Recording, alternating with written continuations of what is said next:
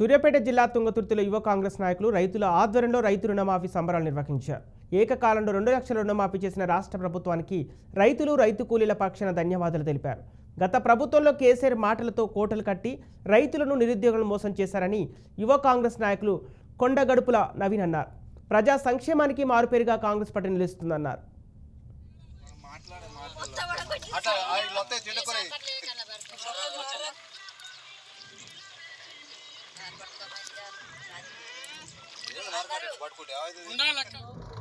దశక కాలంగా రైతులు పడుతున్నటువంటి ఇబ్బందులను వారి యొక్క బాధలను చూసి తెలంగాణ రాష్ట్ర ముఖ్యమంత్రి గారు యనమల రేవంత్ రెడ్డి గారు రైతుల పక్షాన నిలబడుతూ అన్న మాట తప్పకుండా మాట మార్చకుండా గత పాలనలో కేసీఆర్ గారు వారి యొక్క పాలనలో రైతులు పడినటువంటి ఈ దుర్భరమైన జీవితాన్ని రైతుల నుంచి తొలగించాలని చెప్పేసి ముఖ్యమంత్రి రేవంత్ రెడ్డి గారు ఏకకాలంలోనే ఒక నెల వ్యవధిలోనే 2 లక్షల రుణమాఫీ చేసినందుకు యనమల రేవంత్ రెడ్డి గారికి అదేవిధంగా తెలంగాణ రాష్ట్ర మంత్రివర్గాన్ని అందరికీ ధన్యవాదాలు.